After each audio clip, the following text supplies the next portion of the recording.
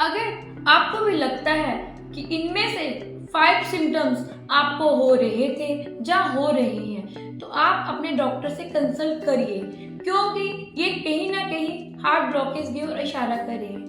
मेरे लास्ट 11 साल का एक्सपीरियंस, जो मैंने लास्ट फ्यू डेज पे अपने यहाँ पे ओपीडी में केस देखे हैं, उनको क्या था कि ये सिम्टम्स क्रिएट होते थे और मैंने उनको बोला भी था कि आप अपना इको टेस्ट करवा लीजिए, कहीं ना कहीं ये हार्ट ब्लॉकेज की ओर इशारा कर रहा है। तो बाद में कुछ केसेस में ऐसा हुआ कि पेशेंट से कॉल आए कि मैम हमें चेस्ट में एकदम से पेन हुआ और हम हॉस्पिटल गए तो हमें स्टंट डल गया।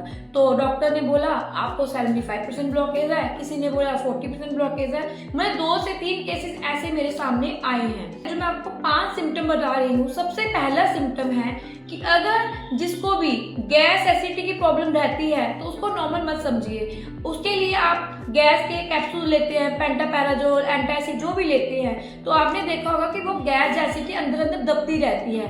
तो ये अच्छी बात नहीं है, क्योंकि हार्ट इज ए मसल, तो कहीं ना कहीं ये हार्ट में इन्फ्लेमेशन क्रिएट करती है, ऑक्सीजन लेवल डाउन जाता है, प्रॉपर ब्लड सप्लाई नहीं हो पाती है, जिसकी वजह से हार्ट में ब्लॉकेज होने के चांसेस क्रिएट होते हैं। दूसरा सिम्टम, जिसको भी लगता है कि रात को सोते सोते उनको झटके लगते हैं, जिसको कि हाइपोनिक जर्क बोला जाता है, वो भी हार्ट ब्लॉकेज की ओर इशारा करता है। तीसरा सिम्टम, अगर आपको लगता है कि सिर दर्द रहती है और पसीना छूटता रहता है, इसको भी नॉर्मल मत समझेगा, ये भी हार्ट ब्लॉकेज की ओर इशारा करता है। फोर्थ सिम्टम, अगर आपको लगता है कि हमारी लेफ्ट साइड की बाजू है जहाँ उसमें से कोई भी फिंगर नम हो जाती है या सुन पड़ जाती है, तो कहीं ना कहीं ये हार्ट ब्लॉकेज की ओर इशारा करता है। 5वां सिम्टम, अगर आपको लगता है कि मोस्टली जो गैस या एसिडिटी की प्रॉब्लम आ रही है वो आपको लेफ्ट साइड में ही ज्यादा बन रही है, तो ये भी हार्ट ब्लॉकेज की ओर इशारा करता है। मैंने गैस या एसिडिटी इसलिए बोला क्योंकि कईयों को जो एसिडिटी मोस्टली जहाँ पे जो चेस्ट में होती है वो एसिडिटी होती है, जिसकी वजह से एसिडिटी रिफ्लक्स की प्रॉब्लम आती है।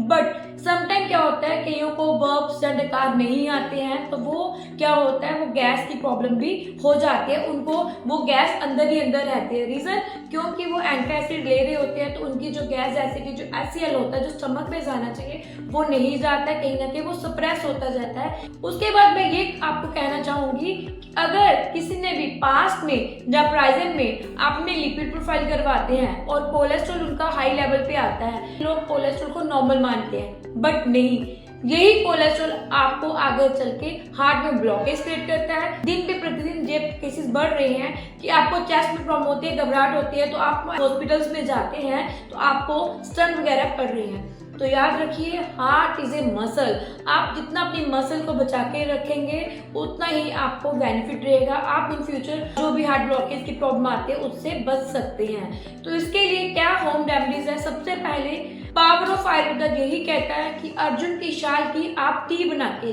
टी मतलब चाय, काढ़ा बना के आप दिन में 2 बार या 3 टाइम ले सकते हैं। फाइबर रिच डाइट लीजिए जो कि आपको हार्ट ब्लॉकेज से बचाती है। सबसे ज्यादा जो जरूरी है, मेडिटेशन, योगा करिए।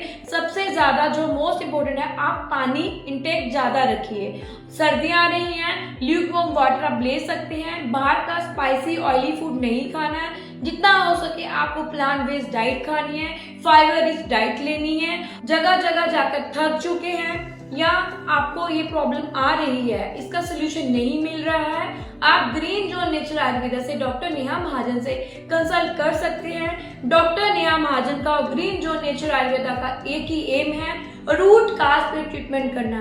क्योंकि जब भी पेशेंट आयुर्वेदा हॉस्पिटल में आता है उसको लगता है कि उसको एक ही डिजीज है, बट वो गलत है।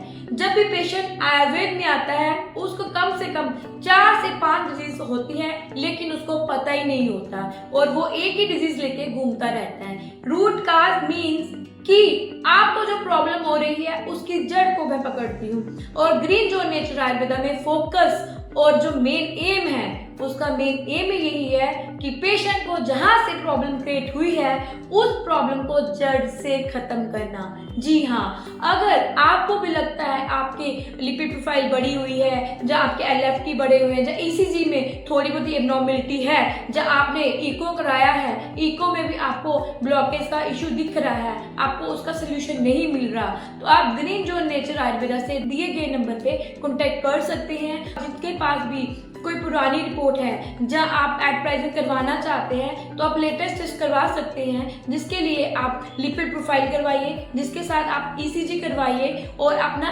सीबीसी करवा लीजिए। अगर सीबीसी नहीं करवाना है तो आप उसके लिए लिपिड प्रोफाइल और एलएफटी करवा लीजिए, हार्मोन प्रोफाइल करवा लीजिए, जिसके साथ साथ आप ईसीजी भी करवा सकते हैं। बस मेरा यही एम है कि आपका जो ट्रीटमेंट हो वो रूट काज पे हो, जड़ पे हो। Thank you very much.